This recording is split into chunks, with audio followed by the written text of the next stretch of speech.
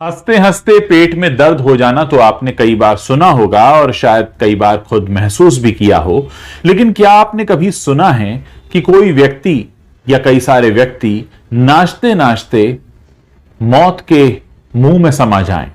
ऐसा इस दुनिया में एक बार हो चुका है और बाकायदा इसके प्रमाण भी हैं। क्या थी यह बीमारी, कैसे हुई थी, कहां हुई थी, क्यों हुई थी? ऐसे कई सारे सवाल हैं। इनमें से कुछ ही सवालों के जवाब मिले हैं, बाकी के जवाब तलाशने की कोशिश हम करेंगे आज के अपने इस वीडियो में। मैं आपको इस बारे में डिटेल से बताऊं उससे पहले एक छोटी सी रिक्वेस्ट आप लोगों से कर रहा हूं। अगर आप लोग चाहते हैं कि मेरे जो भी वीडियोस हैं वो समय से आप तक पहुंच जाएं तो इस चैनल को आप सब्सक्राइब करना मत भूलिएगा। साथ ही अगर आप बेल आइकन प्रेस करते हैं तो जैसे ही मैं कोई वीडियो पोस्ट करूंगा तो उसका नोटिफिकेशन आपको तुरंत मिल जाएगा। आइए अब इस वीडियो में जानते हैं कि ऐसी कौन सी बीमारी इस पृथ्वी पर हो चुकी है जिसमें लोग नाचते नाचते ही मौत के मुंह में समा गए थे। उसके कारण क्या थे, उसके बारे में हमें अब तक क्या क्या पता चला है और उसके क्या क्या रहस्य हैं। इस वीडियो में हम आपको एक ऐसी बीमारी के बारे में बताने जा रहे हैं जिसका रहस्य आज तक खुल नहीं पाया है। जी हां, हम बात कर रहे हैं डांसिंग प्लेग की। ये बात 1518 की है। फ्रांस के स्ट्रासबर्ग में एक युवा लड़की फ्राउ ट्रॉफी रहा करती थी। एक दिन जब वो अपने घर पर थी तब दोपहर के वक्त अचानक उसके पैर हिलने लगे और कुछ ही देर में वो थिरकने लगी। वो डांस नहीं करना चाहती थी लेकिन वो डांस करने लगी। जी हां, धीरे धीरे फ्राउ ट्रॉफी ने तेजी से नाचना शुरू कर दिया। उसके पास नाचने की कोई वजह नहीं थी लेकिन उसके पांव थिरक रहे थे। उसके थिरकते पांव रुकने का नाम ही नहीं ले रहे थे। फ्राउ ट्रॉफी नाचने में इतना लीन हो गई कि उसे होश ही नहीं रहा और वो नाचते नाचते बाहर आ गई। इतना ही नहीं, जब वो नाचते हुए सड़क पर पहुंची तो उसे नाचता हुआ देखकर वहां लोगों की भीड़ जुट गई। फ्राउ ट्रॉफी की इस हरकत पर लोग उसे पागल कहने लगे। कुछ लोगों ने उसे मिर्गी के दौरे आने की बात भी कही।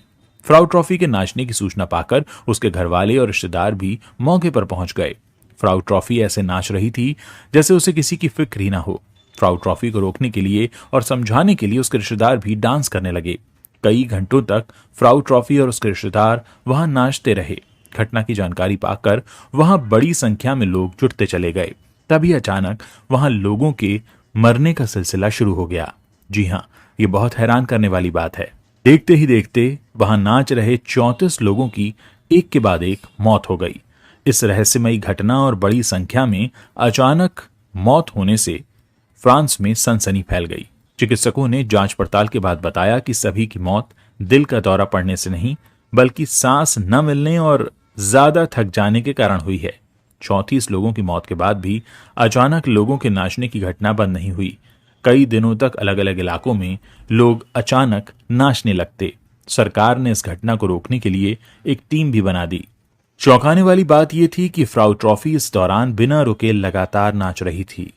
कई दिनों से चल रहे उसके और अन्य लोगों के डांस में करीब 400 लोगों की मौत हो चुकी थी। इस घटना को रोकने के लिए सरकार के तमाम प्रयास विफल रहे। इस बीच एक दिन अचानक लोगों का नाचना अपने आप रुक गया। फ्राउ ट्रॉफी ने भी नाचना बंद कर दिया। जब तक कुछ लोग समझ पाते वो अचानक गायब हो गई। घटना के पीछे कोई ठोस कारण कभी सामने नहीं आया। इस रहस्यमयी डांस की घटना को डांसिंग प्लेग का नाम दिया गया। मीडिया रिपोर्ट्स के मुताबिक आज तक डांसिंग प्लेग की घटना का रहस्य सुलझा नहीं है। कुछ वैज्ञानिक आज भी इस घटना को लेकर अपनी रिसर्च में जुटे हुए हैं। वहीं इस रहस्य से भरी घटना पर बड़े लेखकों ने कई किताबें भी लिखी हैं। इन किताबों ने डांसिंग प्लेग के कारणों और लोगों की मौत को लेखकों ने अपने अपनी नजरिए से बयां किया है। कुछ का कहना है कि ये किसी मानसिक चिंता की वजह से हो सकता है और कुछ का ये कहना है कि एक तरह की मानसिक बीमारी थी जो आई और चली गई। लेकिन आज तक इन सारे सवालों के जवाब अभी तक नहीं मिले हैं कि जब फ्राउ ट्रॉफी ने नाचना शुरू किया तो उसको देखकर बाकी के लोग क्यों नाच रहे थे। क्या उन्हें कुछ ऐसे सिग्नल मिल रहे थे कि उन्हें भी नाचना है, या उसके नाच में ऐसा कुछ था जो बाकी लोगों को उकसा रहा था। और आखिर ऐसा क्या था जो लोग इतना थक जाने के बाद भी रुक नहीं रहे थे और इतने सारे लोगों की मौत के बाद ही ये सिलसिला क्यों थम गया। क्या जिन लोगों ने नाचना शुरू किया था उनसे बाद में ये पूछा गया कि उन्हें किस तरह की फीलिंग आ रही थी, उनके मन में कैसे विचार आ रहे थे, आखिर वो क्यों सिर्फ नाचते चले जा रहे थे। ये तमाम बातें हैं जो अब तक अधूरी हैं। और वो वक्त भी और था, उस वक्त सोशल मीडिया नहीं था, उस वक्त साइंस इतनी डेवलप नहीं थी। और अब लोगों के मन में डर इस बात का है कि अगर एक बार ऐसा हुआ है तो क्या इसके बाद भी हो सकता है। खासकर कोरोना के वक्त हम सभी लोगों ने सोचा और देखा कि कैसे एक बीमारी ने हमारे जीवन को हमेशा के लिए बदल कर रख दिया। क्या डांसिंग प्लेग फिर से वापस आ सकता है? क्या लोगों के बीच अब फिर से वैसी बीमारी आ सकती है? और सबसे बड़ी बात यह कि क्या डांसिंग प्लेग वाकई एक बीमारी थी या एक मानसिक स्थिति थी जो कुछ लोगों की बनी और एक साथ वो डांस करने लगे और फिर इस दुनिया से जुदा हो गए। वाकई सवाल कई हैं और रहस्य बहुत बड़ा है। मुझे लगता है आने वाली कई पीढ़ियां इस रहस्य को सुलझाने की कोशिश करती रहेंगी, लेकिन सवाल वही है कि डांसिंग प्लेग कहां से आया, क्यों आया, और इतने सारे लोगों को अगर अपने साथ लेकर गया तो उसका कारण क्या था, उन सब के अंदर क्या सिम्टम्स थे, और आखिर क्या उन सभी की जिंदगी एक जैसी चल रही थी? क्या वो सब एक ही उम्र के थे?